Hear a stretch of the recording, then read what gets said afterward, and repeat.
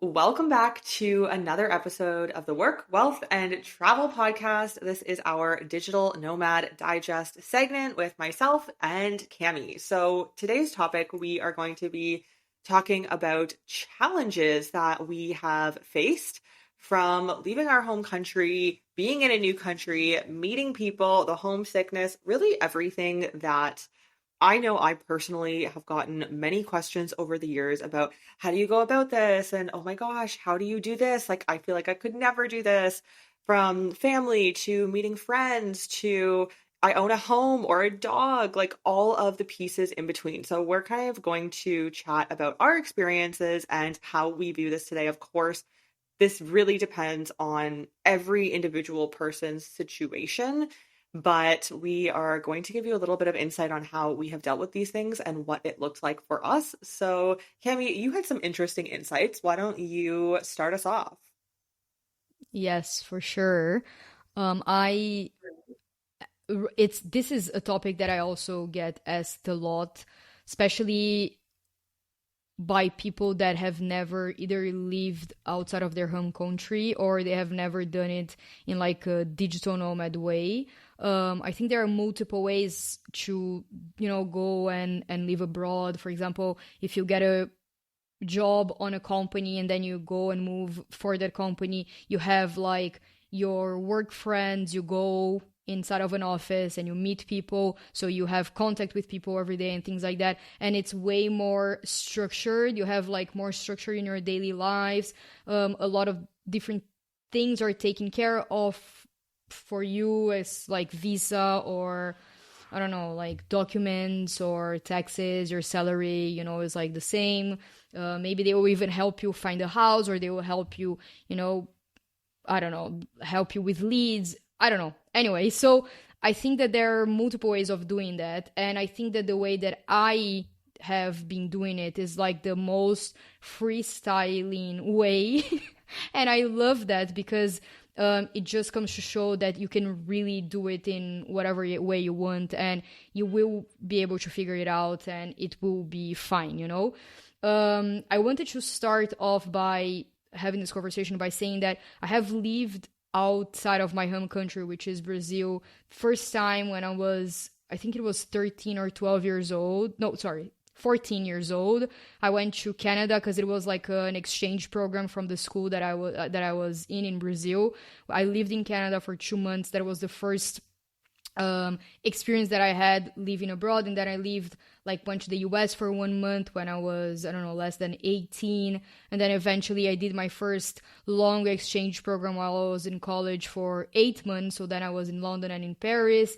And then eventually I went to Australia as well for a little bit, and then Bali, and then eventually in 2021, I actually left, and I have been away from home for almost 2 years now. So this is the longest. So although I've done like a couple of months here and there, this is the longest I've been away from my home country. And what I want to say with that is that I have always, since I was really young, I've always had this feeling that I didn't really resonate with the country that I was born in. I didn't resonate that much with the culture. I wasn't really attached to my country. I'm not attached to the food, to the culture, to the habits, to the people.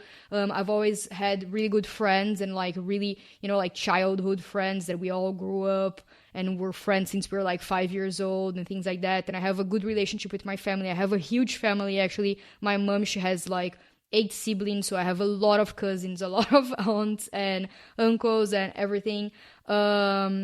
However, for some reason, I never felt aligned with that country, and I saw so many problems that existed, like structural problems and others that I won't even go in right now. But yeah, I just never felt aligned with it. So for me, leaving Brazil was always a very big dream and also a very big achievement. So I saw it as like, this is my goal, and I'm succeeding in life if I'm not living here in my home country. So when I actually all the times that I left, it wasn't like I ever missed it that much. So because I have never had this big attachment with the country, it wasn't something that I was like, oh my God, every day, oh my God, I miss Brazil, I miss Brazilian, people, like listening to Brazilian songs all day long, watching Brazilian shows, I don't know, finding Brazilian restaurants in wherever I'm in, or like Brazilian clubs or something like that. Like that was never my thing, because for me, since the start, when I decided that I wanted to travel and live all over the world, the hugest thing for me was I want to be exposed to all of the different cultures that I can, all of the different people that I can, all of the different food, all of the different ways of thinking and experiences and histories and things like that. So whenever I went to a new country, I actually ran away from Brazilians because I was already used to that. I already know that. So I don't like, not that I don't like, I love Brazilians, but I just wanted to hang out with like other people so I could learn more about their culture and their way of being and doing and everything. So this is very much like I experience the world. So I'm not saying that, if someone that's listening to this, they are more attached to their home country. I know so many people that are extremely attached to Brazil. And of course, they'll have a different experience with that. Like I have a friend of mine, she has been living abroad for 5 years, and she goes to Brazil every year, or like every 6 months she has to go to Brazil, because she has this really big connection with it. For me, that's not the case. However, in saying that, after almost 2 years of being away from home, I have started to feel way more gratitude and a connection that is different to my home country than I had before. So I've started valuing it more as well in some ways. I've started gaining more pride in identifying myself as Brazilian as well, which is maybe weird, but like when you come from a developing country, it's like you feel kind of less sometimes. Maybe that's not the case for everyone. It's the case for me and a lot of other people that I know as well that come from maybe South America or other countries like that. So you feel kind of less compared to the US or Europe. So it's never like I was saying like I'm from Brazil like with such a huge pride.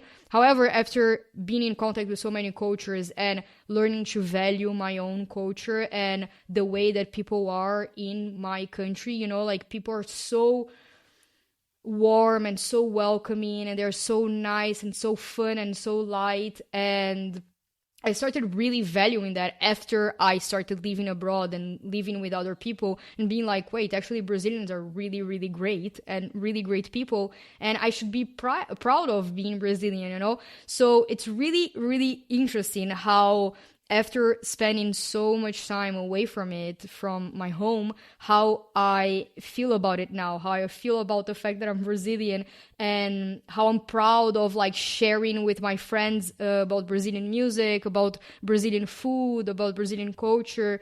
And recently I've been really homesick, like really craving Brazilian foods and things like that. So it's really funny because I think it comes and goes in waves, So I recently went to Portugal, which is a little bit of Brazil in Europe. So I went there, listened to some Brazilian songs, spoke Portuguese, and I felt like I had like this little contact with my home country, which was really nice. So yeah, and now I'm going to Brazil in July, and I'm sure that I'll be there for like 1 month, and I'll be like, oh my God, someone take me away from this country. I can't stand it anymore. Because, it's like when you are in it, you're like, okay, I'm done. But then when you leave it, you miss it some in a weird way. But yeah, I don't know. So for me, like the homesickness thing that people ask us about sometimes, like, it's not something that I really deal with. I sometimes deal with it, but again, like it comes in waves and it normally passes really quickly. But I think it's because of this non-attachment that I've always kind of experienced with the country. So yeah, I don't know how do you? I feel like you feel kind of similar in that way. It's so interesting, like everything you just said.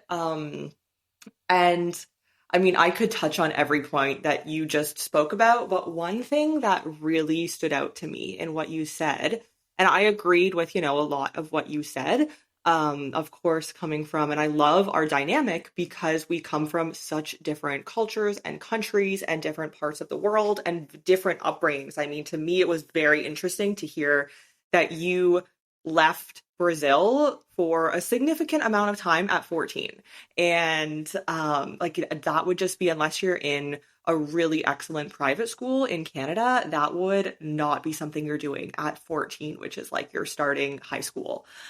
Um, so I do find that really interesting because I know, my partner is from a different country and culture and part of the world. And I think it is, and even living in China, it's a lot more common to leave your country and go somewhere, especially where they speak English, or to, when you are a little bit younger. Whereas for us, we just speak English. And so it's kind of like, oh, well, everybody wants to come to Canada or America or like Europe or whatever, anyways. So, like, why leave? I think is kind of a little bit of what's behind that. But I really think it's very interesting. And I love that at such a young age, I'm sure if you have, a good education and kind of come from a certain type of background, then you do have those opportunities. So I found that very interesting and I love that. But because I totally never had that growing up. But what I want to touch on that you said is about the culture and how when you go back to Brazil now, you're like, oh my gosh, the food and the culture and the music, and like, I just missed it. And yes, that doesn't mean that you want to stay for a long time, and that's totally fine. I feel the exact same way. But it's very interesting because my partner is from Mexico. You are from Brazil. I have met people from, of course, like China when I lived there extensively.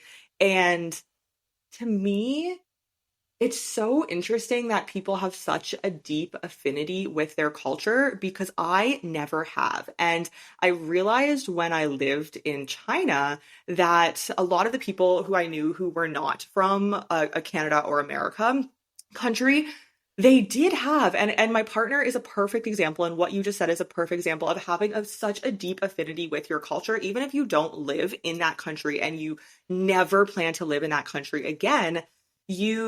The music is like a part of your blood, like whether you like it or not, it, and you know the music from that country and the food, again, whether you like it or not, you grew up with it. And so it's kind of like a piece of home to you. And I feel like being in Canada, and maybe other people feel differently, but I personally always felt like I never had a connection because Canada is kind of, the music is a subset of whatever the popular American music is, whether it's like Justin Bieber or like, I don't know, yes, he's Canadian, but it's like, the American charts. It's kind of like that type of music. And then the food, whenever people would be like, oh, like, what's the Canadian food? I'm like, I think like poutine is all I can think of, which is like, woohoo, like French fries and cheese and gravy. Like, yes, it's delicious, but it's kind of like, of course, there's like, the maple syrup. Can you eat that on its own? No. There's like a few foods that are very Canadian, but you can also find them anywhere in the world except for maybe poutine is unique to Canada. But like you can have pancakes anywhere in the world.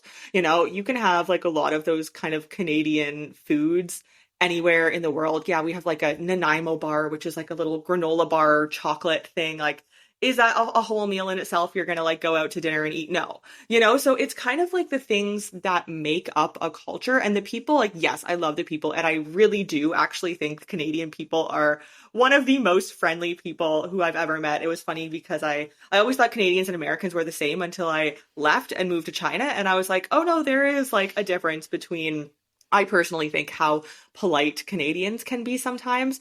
But I think you know what I mean in the sense of most of the parts that really make a culture very strong. When I think of my partner and like the Mexican music and the tacos and the al pastor and the having your family over every single weekend. And it's like all the aunties and the uncles and like there's 50 people in your house and like just that strongness of the culture. And even if you don't live there, it's still a part of you. And I think that's maybe why I don't have that big of affinity to Canada because we don't have that strong culture. And so when people ask me like, oh, what's it like in Canada? It's like, well, it's kind of similar to the US. It's cold because that's like where we are in the world. But I don't know. So I found it very interesting that like that was a point you touched on. And I think if I didn't have experience living in China, especially being with my partner, who, the Mexican culture is very strong, as I think many cultures are, but just the Canadian and maybe sometimes American culture, there isn't really too much to attach to. And even if there is, people are like, oh yeah, America, hamburgers and like Harley Davidson. And, like, I don't know, there's a million other things I could mention, but it's kind of just like, what are the foods? Like, well, there's hamburgers all over the world. Are there al pastor tacos from Mexico all over the world? Like, no, that's going to be a lot more difficult to find. And so I feel like when you find it, you're like, oh, yes, like Mexico or like, whatever the dish from your country is, where it's like, I'm not cheering about finding a hamburger in Thailand. Mm-hmm. Yeah, but one thing that I think it's interesting is that I think that although maybe you don't have like the cultural depth, I don't know if that's the right word, but like the cultural, I don't want to say strength as well, because I don't want this to sound like I'm judging the culture of the country, but let's call it depth. Like maybe you don't Yeah, like the have the cultural cultural depth affinity to the of, culture. yeah, like, yeah, exactly. However, I think that what makes people, even if the culture is not like a big thing, like even if the food, the music, it's kind of like, I can find it all over the world. I think that what people attach themselves to is the lifestyle that they grow up with and that they have inside of their hometown or home country. So in Brazil, the lifestyle is really, really different from the lifestyle in Europe, in the US, whatever. In the US, I know that as well. The lifestyle is super different from the one in Europe. Like you see so many TikToks of people going like, I moved from the US to Europe, and these are the main differences that I found, blah blah blah.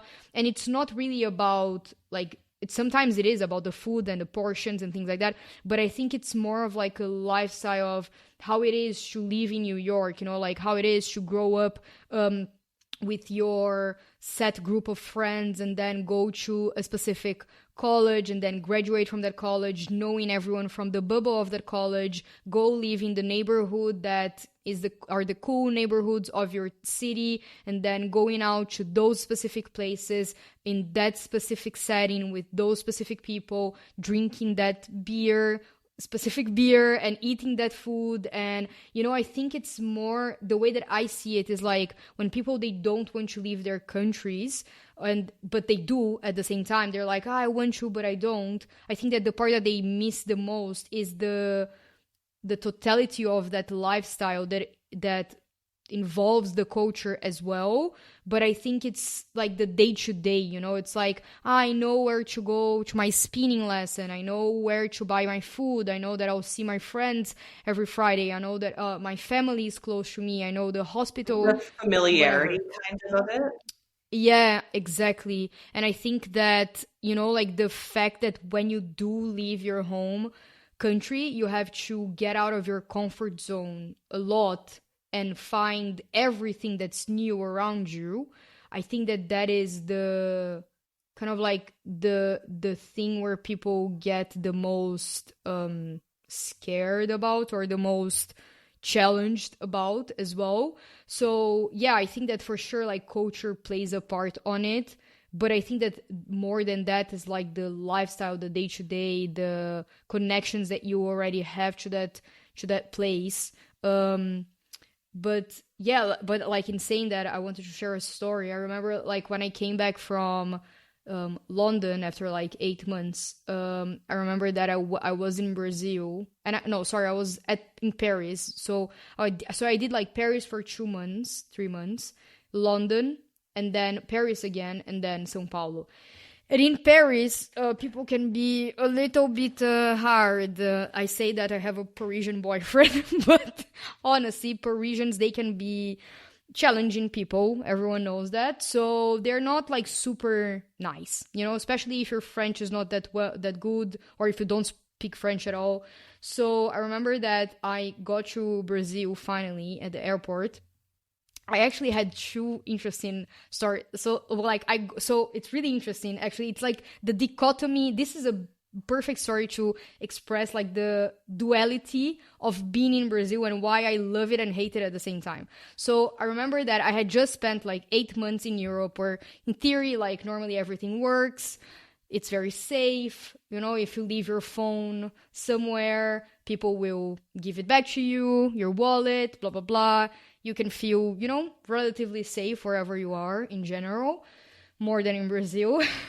And I remember that my dad, he said to me, like, so Camille, when you're coming to Brazil, can you please stop in duty free and grab me some whiskeys and some cigars? And I was like, sure. And he was like, I'm going to transfer you, like, I don't know, $200, buy all of these things, and then, you know, bring it to me. I was like, okay. So I bought it and I got on the airplane and I put it on the, like, on the top, store container of the, like, above the seats, and I never put anything there. So when the plane landed 12 hours later, I was like exhausted, you know, I was like super anxious that I was gonna see my family for the first time after 8 months, and I was like just wanting to go and everything. So I forgot the stuff up there. I passed the police, like, with my passport, and as soon as I passed the passport, like, with the police, I couldn't go back anymore to the airplane, because at that point, like, if I had remembered it while I was queuing for the passport line, I could have just gone back to the plane. But at this moment, I couldn't anymore. So in my mind, I was like, well, I just spent 8 months in Europe, you know, like, I just left the plane. People are still leaving the plane. I can just go on the counter and ask for my thing, you know, like, just say, hi, I was just on this plane. I got off 10 minutes ago. The thing is above this seat where I was sitting down. Just go and ask for someone to take it for me. What happened to the thing? I don't know. No one knows. Did a passenger take it? Did the steward take it? Someone took it. Like, someone robbed the thing full of whiskey and cigars. It disappeared. Like, the airplane company couldn't do anything. No one knew where it was. They said, like, the stewards, they can't steal anything because they passed, like, a control when they get here. Who knows? Like, who knows what happened? Someone took it and drank it, and, you know, because it wasn't theirs. Like, someone robbed it. I still get really mad because of this story. Anyway, so I get there. I'm really upset. Like, I spend, I think, 1 hour on the counter asking for the things, like, telling them, like, it's really not that hard. It's above my seat. Like, just go and make someone get it. Like, I'll go myself, you know, like, just let me get the stuff. It was really expensive, and it was for my dad. I didn't want to disappoint him and everything. And, you know, like, feeling like a failure, like I was, you know, this irresponsible human. But yeah, so after 1 hour, like, couldn't get it back. And eventually they were like, yeah, if we can find it, we'll let you know and we'll deliver it in your house. Of course, they never found it. Something happened to it. But yeah, anyway, so got out of the, like, left the airplane thing, like the baggage claim thing, got to the airport outside, like, to buy something. And I was really hungry. I was going to buy, like, a Brazilian, you know, like, thing called pão de queijo, which is like a cheese bread. My parents were really pissed at me. They were like, we haven't seen you in 8 months. We miss you, but we're really pissed because you just lost $200. But then I remember that I went to buy this pão de queijo thing, and the woman that was on the counter, she was so nice to me. And I remember thinking to myself, like, oh my God, this is what is, like, good service. This is how it is to be served here in Brazil. They are smiling, they're looking you in the eyes, they genuinely care, you know, not everyone, but, like, genuinely care. They want to know if you're okay, if you're having a good time. This is, like, she asked me so many questions, like, do you want this with this? Do you want the water with blah, blah, blah, blah? And I was, like, in shock because I didn't have that for 8 months in Paris. And I was like, oh my God, people are so nice here. I had completely forgotten how it was to be well treated, you know, because, like, this is my country, this is my language, and it's, like, kind of home, like, willing or not, this is home for me. So it was really interesting because in a period of, like, 1 hour and a half being in my home country after spending 8 months away from it, I had experienced being robbed and being pissed and thinking to myself, like, this is why I don't want to live in this country. And at the same time, like, being received so much warmth by this woman that barely, like, didn't even know me, you know? So it was like the duality for me of Brazil. That's the duality of Brazil. And then when I go back, it's like, oh my God, look at all of those things that are beautiful about this country, but then look at all of those things that are wrong in this country. And then I have to make a choice of, do I want to stay here and deal with all of the shit that exists in this country, or do I want to choose something different for me and then try to create a life in which I can experience something similar to the beautiful things that I have here and not the negative parts that of what I have here. So for me specifically, when I decided to leave Brazil, it wasn't just because I didn't feel aligned with the country in the sense of, I don't know, culture, people, or the life that I would lead there.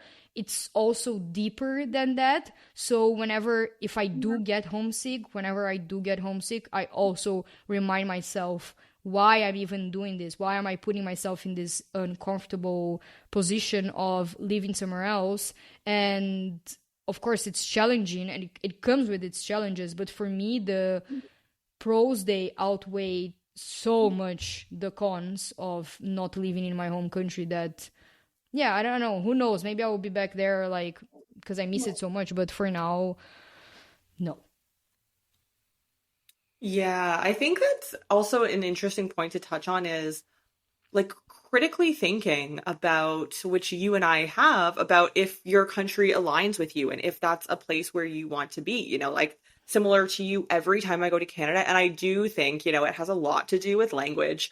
A lot of the countries I go in, they don't speak English fluently, like, but I just land in Canada or even, I could land in America and it's like America, it doesn't like scare me to just like land there alone.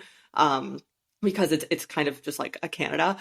So it's kind of just like my thought of landing in like one of those countries and it's like I don't have to worry. Like if I have a problem, I can talk to security, I can talk to the flight attendants, I can figure out the transport system on my own. It's everything is just like very easy mode.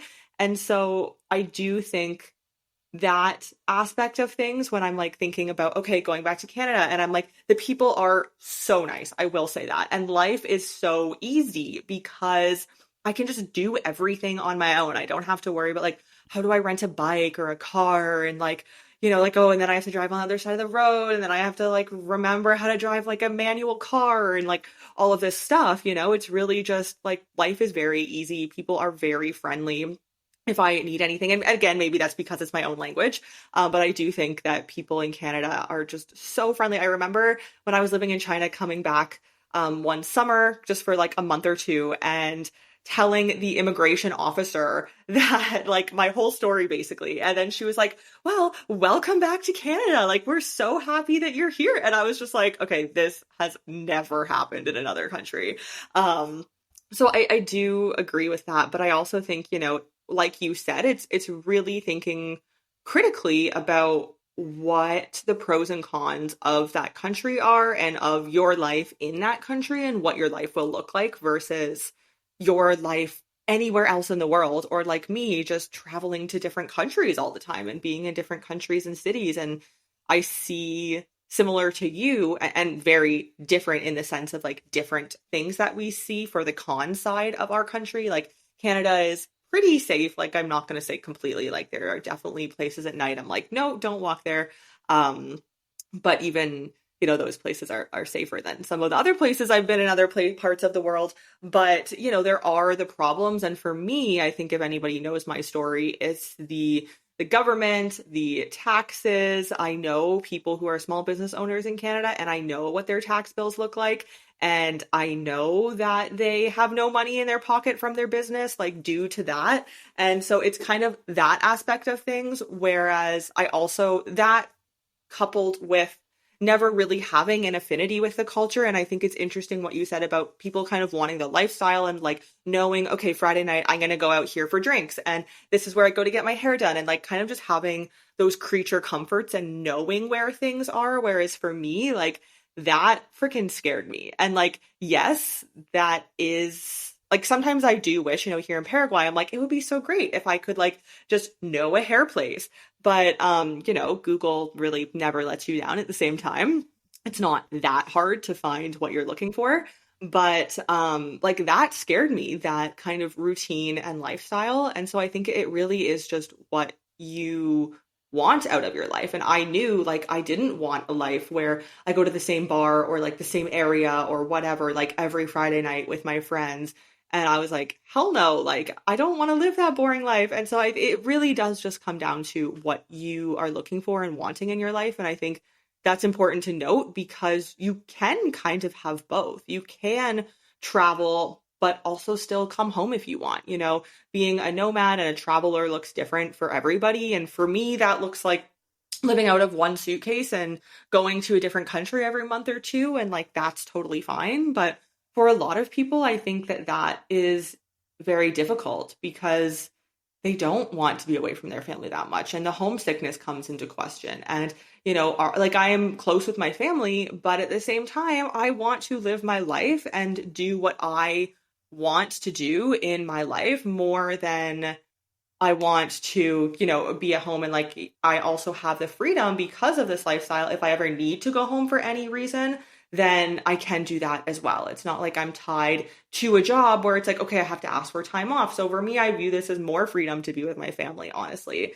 than if I were in a job working for somebody else or which would probably be what I would be doing if I was in Canada or any Western country for an extended period of time. That would be why I would be there. Yeah, one thing that I want to touch on two things that you said, which is the first one is the language barrier thing. Um, like like I've been living in Greece for almost 1 year now, and I have to say, like, although the majority of the people here they speak English and it's like you can communicate with them and they know that like they have a lot of tourists and at this point like quite a lot of digital nomads as well.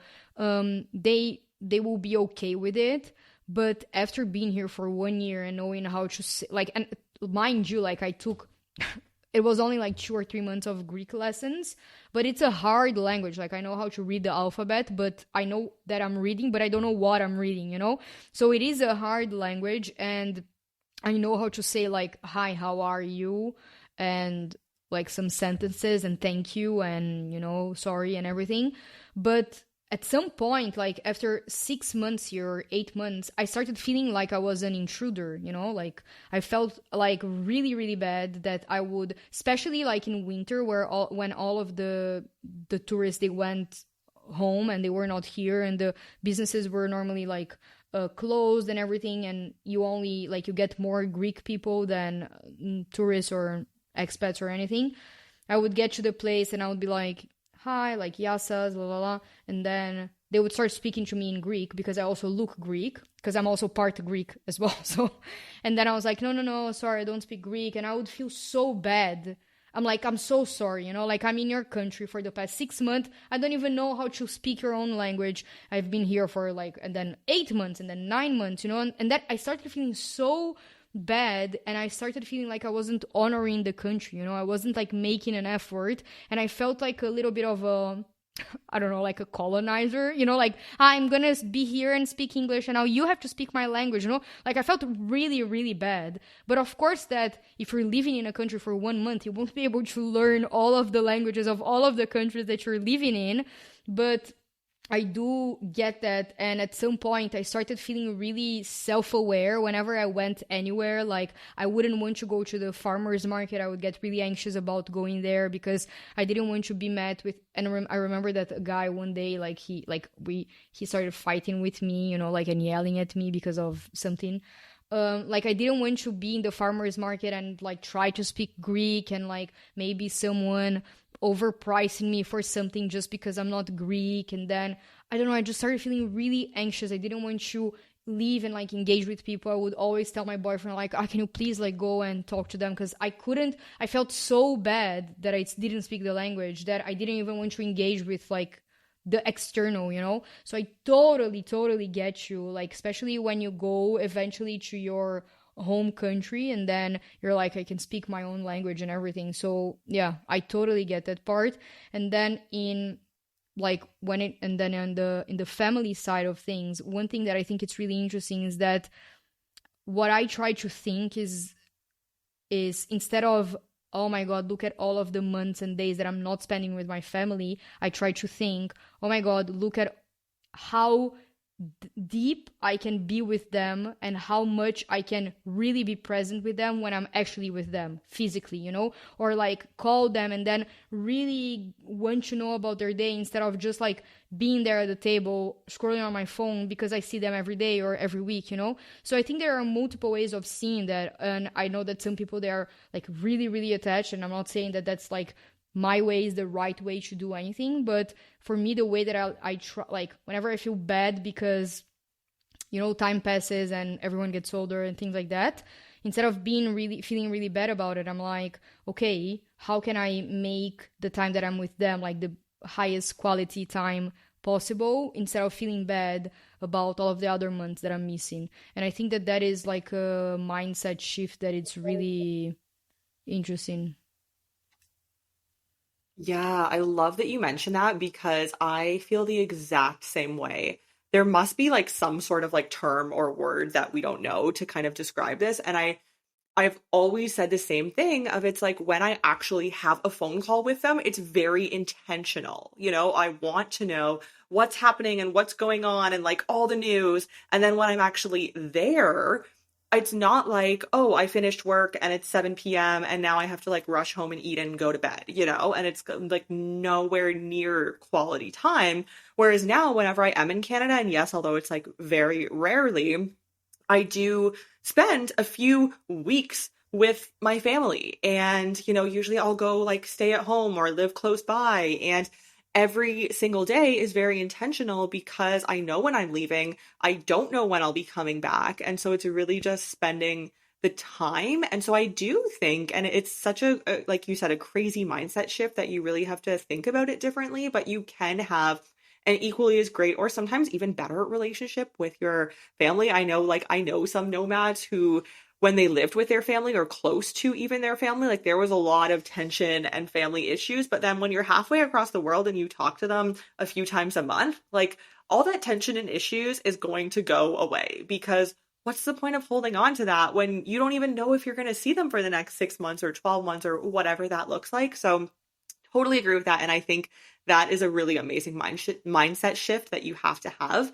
And then the languages, like, oh my gosh, I totally understand about that. I think anybody who's lived extensively in another country, culture where they don't speak your language or English fluently, because English is kind of like the language of the world. But if that's not their language and they have another language, like when I lived in China, I was there for 4 years. And by the end, it was just kind of like, okay, like, yes, I can say things and I can be like, I want like this fruit and this fruit and this fruit and how much and like, all the things. But it's like to actually have like an in-depth conversation. Like I'm doing that with my friends in English, you know? But for me, I also think it's like a very interesting conversation because so for me personally, I know that a lot of people don't feel this way.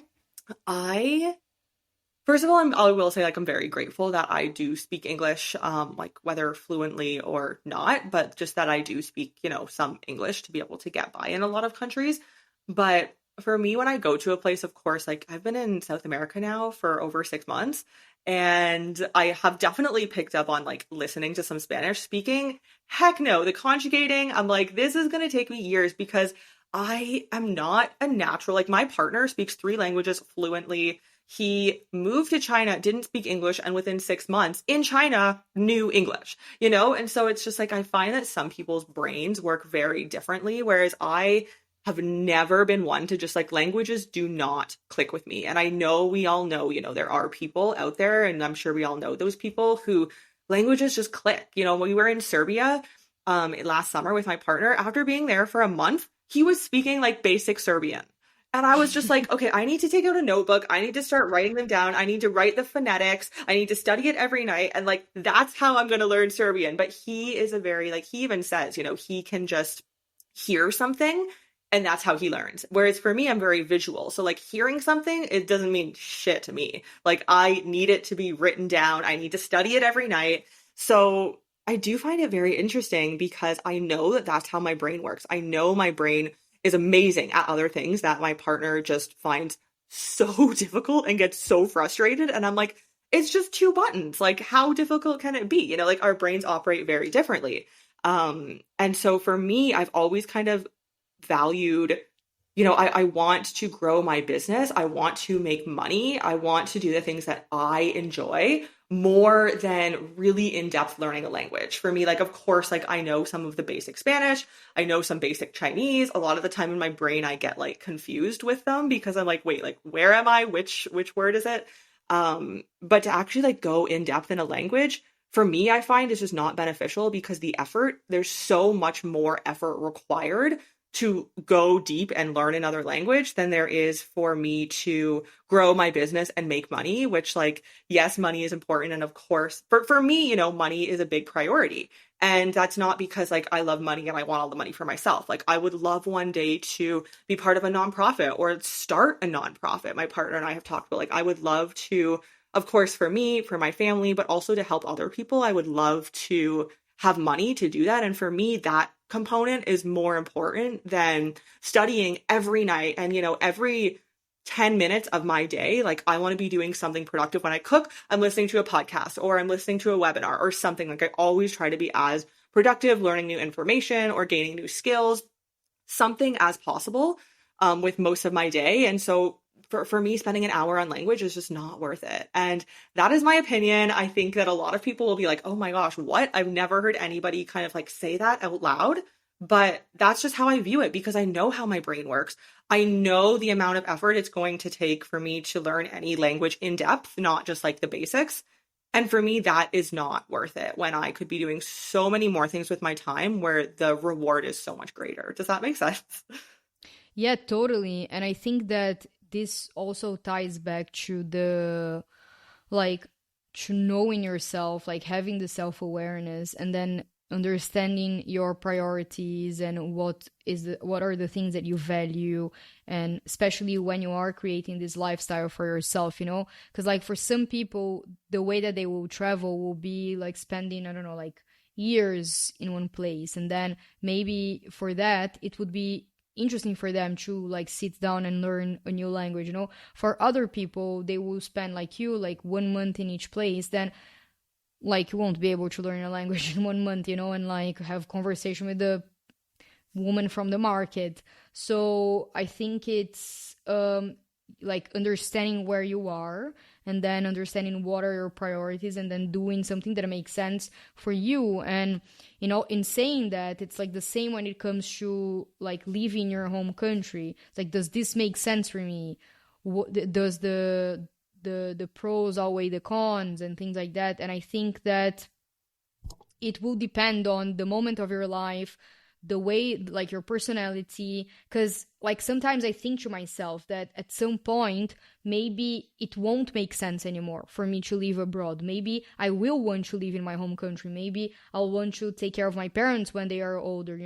So I also have a lot of recognition that it's always what is aligned for me in this present moment, and it doesn't mean that it has to look the same forever. And yeah, and so I totally resonate with what you're saying. Yeah, for me, like personally with language, I really like learning, and for me I have more, I don't know, like I have an easier time with language. Like I can pick the accent up really quickly. I can understand the structure of sentences really quickly. I don't know, like my brain is really easy for languages. So I learned French like some years ago and I can fully understand French. Like I can speak quite good French. If I live in France for like 3 months, I'll be fluent in French like this. Spanish, like it's really similar to Portuguese. We had lessons when I was younger, so I can understand like 95% of Spanish. I can try to speak it. I'll probably end up speaking Portanish, which is a Portuguese and Spanish mix of Portuguese and Spanish.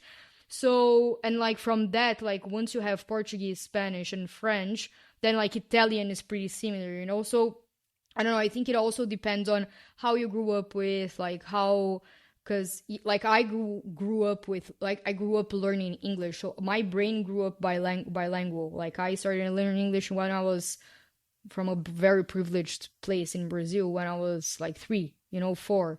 So my brain like started processing things in English and in Portuguese since I was a baby. So of course it's gonna have an easier time learning another language. So I think it's not there's no right or wrong way of doing anything, of living in a different country, of I don't know how many months or years you're going to spend away from home. I think it's all about understanding where you are in your life.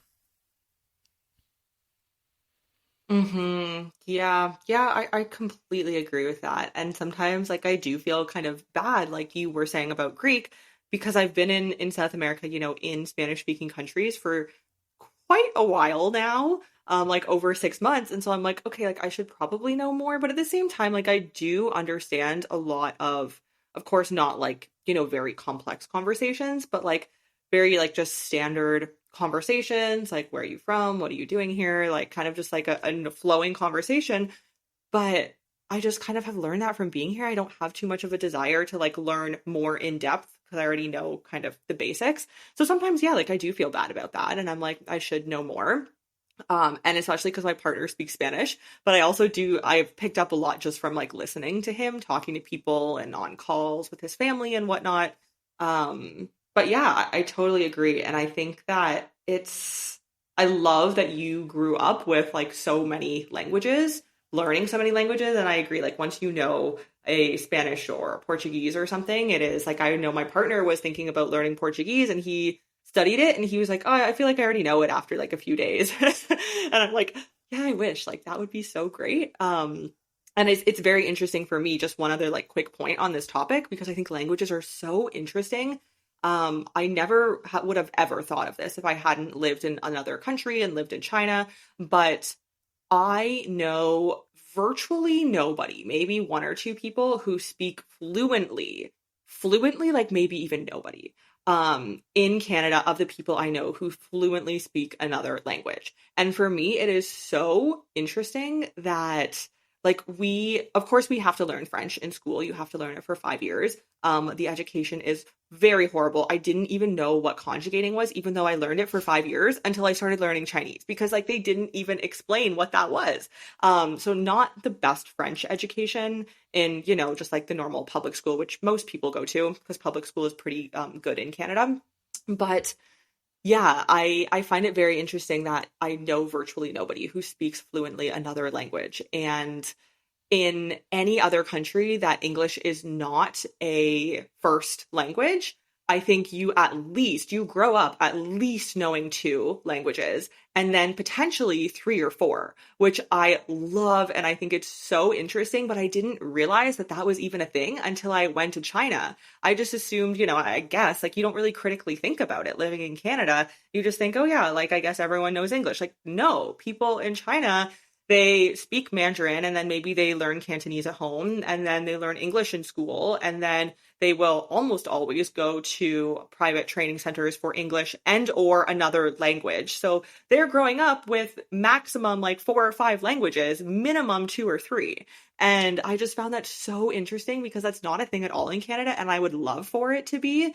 But so that's just kind of what makes me think of when you are saying you grew up with so many languages. And I think that's because you didn't grow up in a country that speaks English. And I love that. And I think all countries should have that. Like, I wish I knew another language, but now, like I said, it's just so difficult for me. I remember when I was studying Chinese every night, 1 hour, I would be making the flashcards. I'd be writing it in my notebook. I'd be memorizing the notebook, like, and it was just like, is this really the best use of my time? No. Yeah. And I think that one thing that I was thinking was that the main tip that I have for people who are afraid or they feel kind of like sticky or kind of uncomfortable to go to another country that doesn't speak your native language country or you don't speak the language of the country that you're going. I think like for me, my like digestible tip is I always try to learn the like hi and thank you because I think that it's like a nice thing, like you start saying hi and the person feels like you are making an effort to meet them, halfway. So I always try like even in like Iceland, like it was so hard to learn thank you. I already forgot, but oh, sorry, it's taka, I think, or I don't know, whatever. So, but I always try to say like to get to know like how to say hi, maybe how are you, and then thank you. I think that those are really nice. And then you can speak English, of course, normally, I think in the majority of the countries, they will understand English. They do understand mimic as well, so you can do gestures with your hands. People also understand that. But I think that above all, I think it's the understanding that, like if you're kind and if you're gentle, normally people will meet you as well with kindness and gentleness, and they normally, depending on the country in which you are, they want to welcome you, like they, I don't know, like in Greece they feel like they're so nice. In Portugal they're also really nice to foreigners. I know that Spain maybe not that much, friends maybe not that much, but I think it all depends on like how you go and everything about. And like for me it's like try to know like at least hi and thank you to be like nice if you want to, but then don't be afraid to just like be yourself and speak the language that you know, English. Normally the majority of people do speak English, so you'll be fine normally. And then if someone is rude to you, just brush it off and continue with your day. But you don't have to be scared. I know that I'm saying that and I was like scared of going and everything, but I think that anxiety is also related to something else. But yeah, I think don't like I think what I'm wanting to say is don't stop yourself from going after this big dream because of this fear. Like eventually this at some point you get used to it, and yeah, just go for it. And yeah, just Yeah. speak Yeah, I English. totally agree. I think that there's so many, just to kind of like wrap up, I think everything that what we're really just saying is there are so many reasons not to, and like you will always find a reason not to if you are looking for it. But sometimes you just kind of have to take the leap. And for me, my when I moved to China for the first time at like 23 years old, for me, the worst that could happen was I didn't like it and I went back home and I regrouped and then I was like, okay, now where can I go? Like what's the worst that can happen? It's probably never going to actually come to that, but it's good to kind of just think of like the worst that can happen is not that bad. Take the leap, just do it. And, you also have to trust in yourself and trust that you're going to work things out and figure things out. 6 years ago when I left Canada for China for the first time, I did not think that I would be sitting here in Paraguay talking to you on this podcast. But I figured things out as I go. I figured out what I wanted and what I liked. And what I didn't like is sometimes easier to figure out than what you do like, especially if you don't really know the next direction. Figure out what you don't like and then kind of take things from there. And I think really just taking the leap, taking the jump, and going for it, knowing the worst is not that bad, and just do it. You will figure things out along the way. And like I said, anything where you're like, oh, but this, oh, but my home, oh, but my whatever, like that's an excuse. Everything is figure outable. It can all be figured out. And really you have to go for it if it's what you really want. Yeah, and also just like give it a try. If you are someone who's really attached to your family, just give it a try for like 1 month, 2 months, or something like that, and then assess how you felt, how you dealt with it. Maybe you will be someone who will be like traveling for 1 month and then coming back home to be with your family, and then traveling again for one more month and then coming back. That doesn't make you a bad digital nomad. It doesn't make you a wrong digital nomad. It makes you your unique digital nomad self, and that's fine. But again, like don't let your fears of and those challenges and the discomfort of it stop you from going after what you want. And remember that you don't have to go with everything. Like you can start small. Like I really like this idea of starting small, so starting with like even a couple of weeks if you've never been that long far away from home. So yeah, just be gentle with yourself as well, and yeah, you'll figure it out for sure. Yeah, totally. Well, that was a great way to end off the episode. So, Cami, thank you. Myself, Thank you. This has been the Digital Nomad Digest segment of the Work, Wealth, and Travel podcast. All of our links are down below. You can check out our Instagram, website, YouTube. I have a Facebook group for Digital Nomads. So everything is linked below. And if you ever want to connect with us or ask questions, then Instagram is the best method. So feel free to reach out to us on Instagram at Cami Minervo and at Nomad. And we are happy to chat with you, answer any questions. Thank you for listening to this episode of Digital Nomad Digest, and we will see you next week. Bye.